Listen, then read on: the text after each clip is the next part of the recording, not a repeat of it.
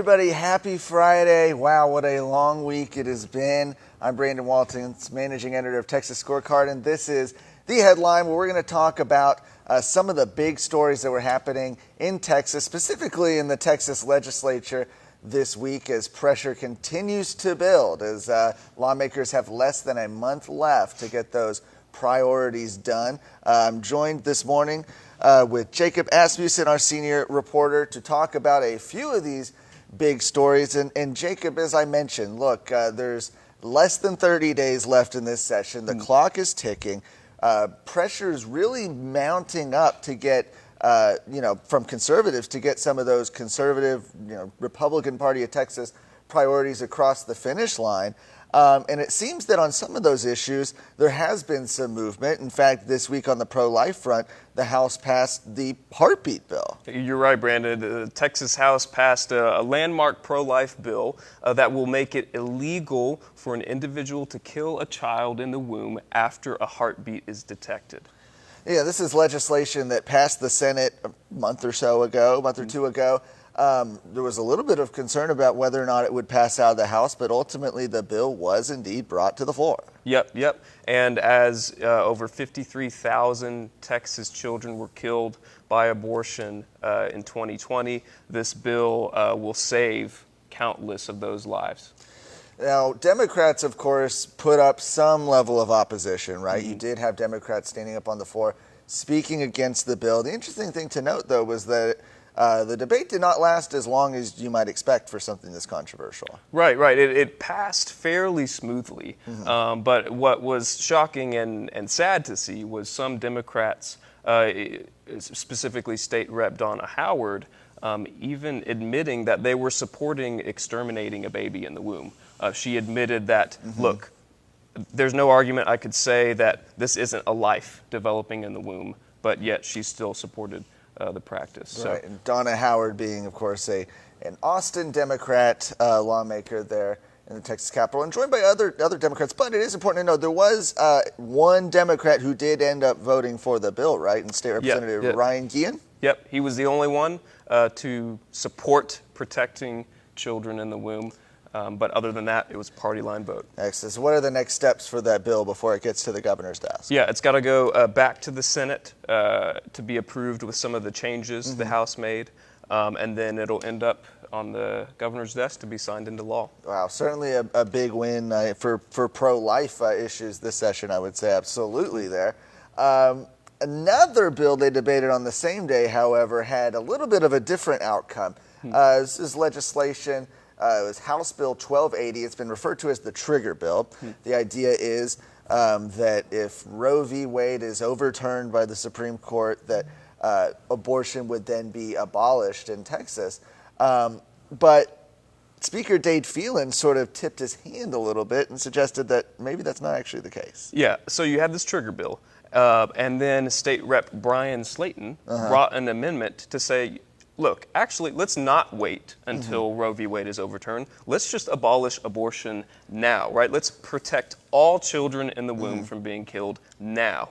Well, almost immediately, Democrats used parliamentary maneuvers, a point of order, to try to kill Slayton's effort. And the Speaker of the House went along with it. A little bit of truth in some of his comments. Take a look when Brian Slayton brought this amendment.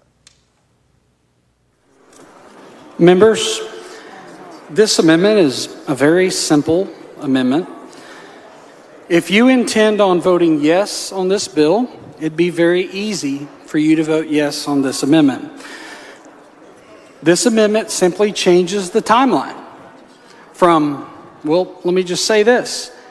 If you plan on voting on this bill and you want to save life in the womb, date uncertain, next year, 5 years, 10, 15, 20 years from now, all this bill does is speed up the timeline, and we would save life in the womb this year. Mr. Speaker. Mr. Moody, for what purpose? Raise a point of order against further consideration of the Slayton Amendment under Rule 11, Section 3 on the grounds that the amendment changes the original purpose of the bill.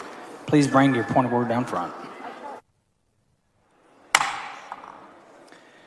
Mr. Moody raised a point of order against further consideration of the Slayton Amendment to Committee Substitute House Bill 1280 under Rule 11, Section 3 of the House Rules on the grounds that the amendment changes the original purpose of the bill. Mr. Moody argues that the purpose of the bill is to ensure that there is no gap in state law if and when a judgment of the United States Supreme Court or an amendment to the United States Constitution authorizes states to prohibit abortion. The Slayton Amendment would make the bill's prohibition of abortion effective September 1, 2021, regardless of any court decision on constitutional amendment. The purpose of the amendment is exactly opposite of the purpose of the bill. Accordingly, the point of order is well taken and sustained. Well, as you could see, the amendment was ultimately struck down by Speaker Dade Phelan, so we didn't get a vote on that from lawmakers, didn't get to see how House members would have voted on that. But again, really interesting to see that Speaker Dade Phelan saying that an amendment to abolish abortion would be, quote, exactly opposite of the purpose of the bill. Very, very interesting to see there.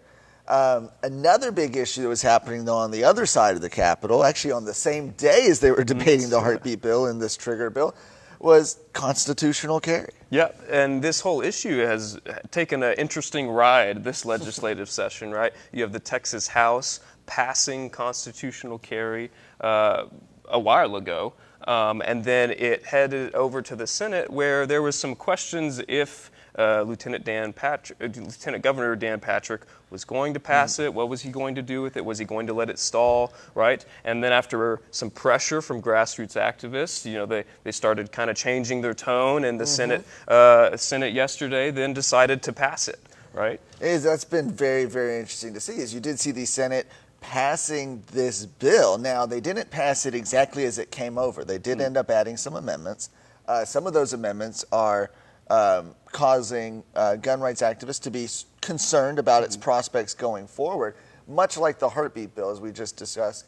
The next step in the process is that the House has to either concur with those amendments, which it seems like they will not. State Representative Matt Schaefer has indicated that he's very concerned about some of the amendments that went on. For example, there's one amendment that would prohibit an individual from carrying a handgun if they have also been convicted of disorderly conduct with a firearm, deadly conduct, terroristic threat, or an assault in the last 5 years.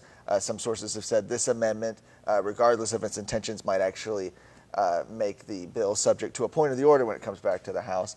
But it's been really interesting. It goes back to what we've talked about numerous times on the show, which is that if something's made a priority, it can get done. It can absolutely get done in the Texas Senate. Yeah, well, and we saw that early in the session when the Senate brought up a bill for the first time and passed it in a matter of hours, right? So whenever you hear your representatives come back home after the legislative session and say, "Oh, we ran out of time," right? Well, they've proved that when they want to do something, they can get it done very fast. Right. Well, and it's not time to celebrate yet, as someone said on constitutional carry. Removing that permit requirement for handguns, as there's still a little bit left in this process before it would ultimately get to the governor's desk to get signed. But I can absolutely tell you from being in the Capitol this week that pressure is continuing to build on these lawmakers to get those Republican Party of Texas priorities passed. That was the message at a press conference held by the Texas GOP earlier this week, where Chairman Allen West laid out some of their top priorities and urged lawmakers to follow through on them. Check it out. I'm standing right out here where the Texas Republican Party has just held a press conference with Lieutenant Colonel Allen West, a number of lawmakers talking about those Republican priorities. Now, it's Wednesday here at the Capitol. On one end of the building, you have lawmakers debating the heartbeat bill. On the other end, you have the Senate debating constitutional carry. Lieutenant Colonel Allen West talked about some of the progress of those priorities and what the party needs to do next. Check it out. Thanks, everyone.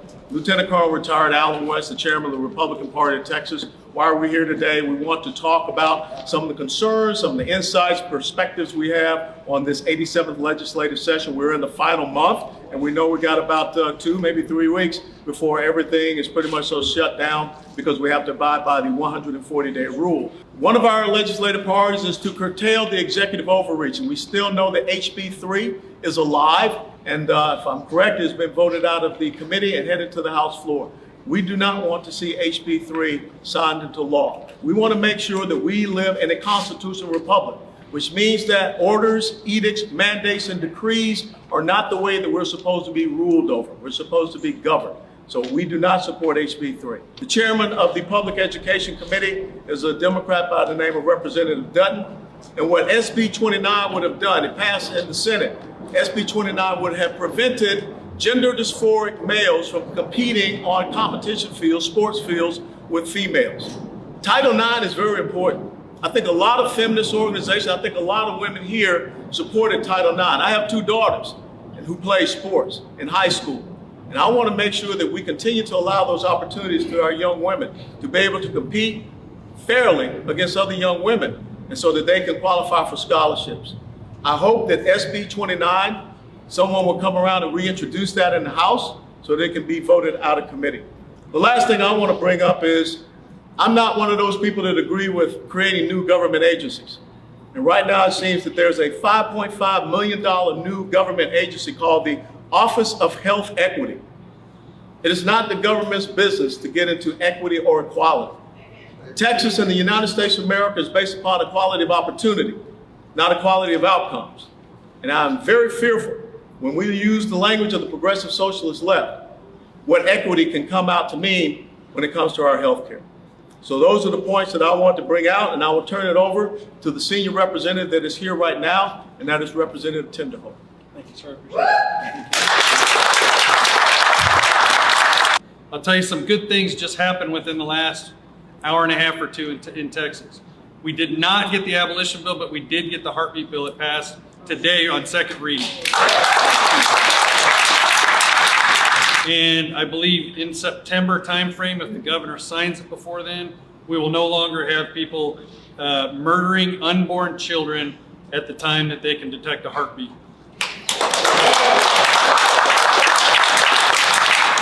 Another huge priority that's going to be heard, I believe, tomorrow is election integrity, and it's huge. I'm not sure how many amendments we're going to see on that bill, but from the looks of what I've seen of both the Senate and the House version, they're both very good products. I'm excited to see which one comes, and it'll determine what kind of amendments we do to that bill. I think that we're going to see a really good product. But the big problem is that we still have Republican priorities that are not moving in the House. We're trying our darndest in the House to do it, but we really count on what I call the lowest level of local control, and that's you, and that's the voters that are going to watch this video and watching online. Call your representative, call the chairman, call the chairwomen, push them to get the Republican priorities passed, because we're in the House. My colleague here and I, we're ready to pass them. We're ready to vote yes on every single Republican priority that's laid in front of me. What I wanted to talk with you about is, I guess, probably a subject that I've probably been introduced to most of you by as my amendments. And let me start with this. Everyone, you must believe in accountability. You have it all your life. As a child, you have accountability when your parents have been gone and you were supposed to clean the house.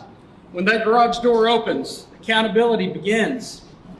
Whenever you're at work and your supervisor or boss have been off on vacation or conference, when they come home, the accountability begins. And when we get to sine die, accountability begins on the Republicans in Texas that are elected to serve in this building. We've had control for almost 20 years. And it's a shame it takes us this long to do things. We have an issue, the gender modification of children. We have an issue that should not be an issue in Texas. But unfortunately, it is. And if when we sine die, if children are still able to go through a permanent and barbaric practice of gender modification, shame on every one of us, including me.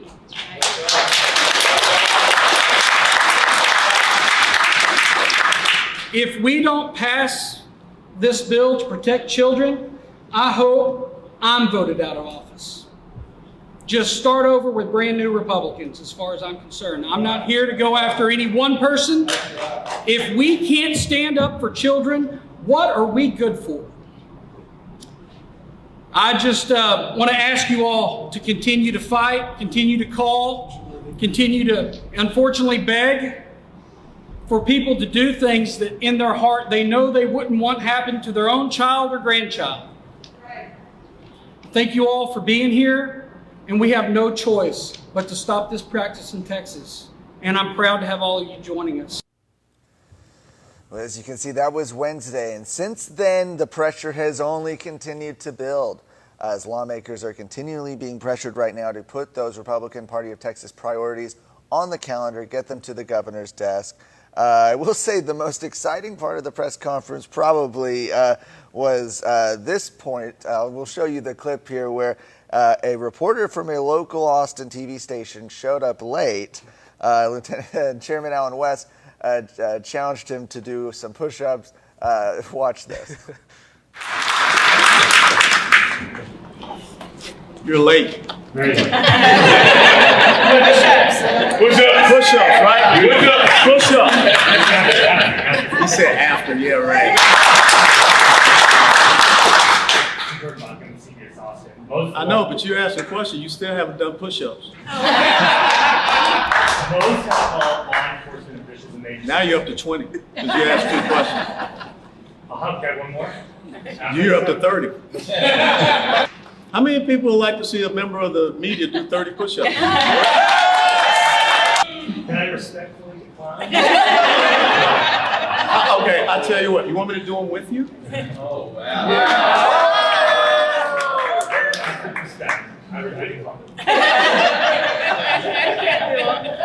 How old are you? How old are you? I am 31.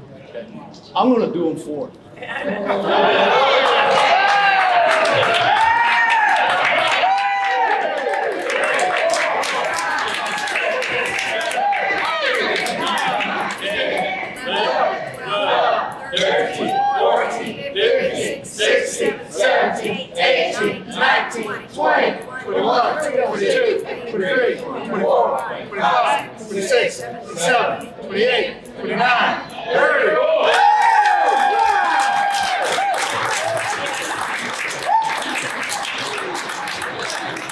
That was a gift. Don't ever come late to another one of mine.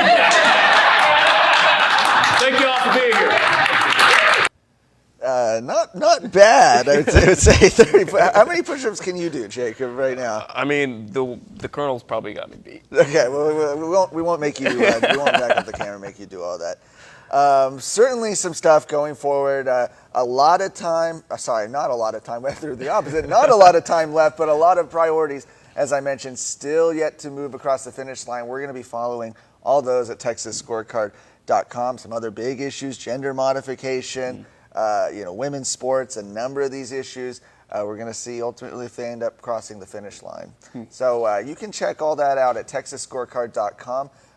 As well, right there, you can see on our tracker page, you can follow the legislative priorities of the Republican Party of Texas, as well as the Texas Democrats, to see how both parties' priorities are moving, as well as check out the Texas Scorecard directory. You can contact your lawmaker and find out how to get a hold of them. Their office, I think we've got their Facebooks, their Twitter, however you want to get a hold of them, right? You can get a hold of them there.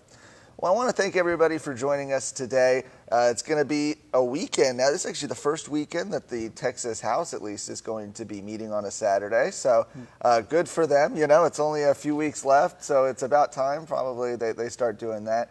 We'll be watching them here at Texas Scorecard, but y'all have a great weekend. Thank you.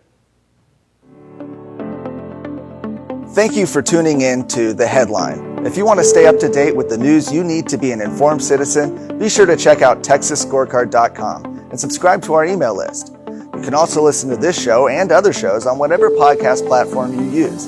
Subscribe and review our show now to ensure other Texans can be informed.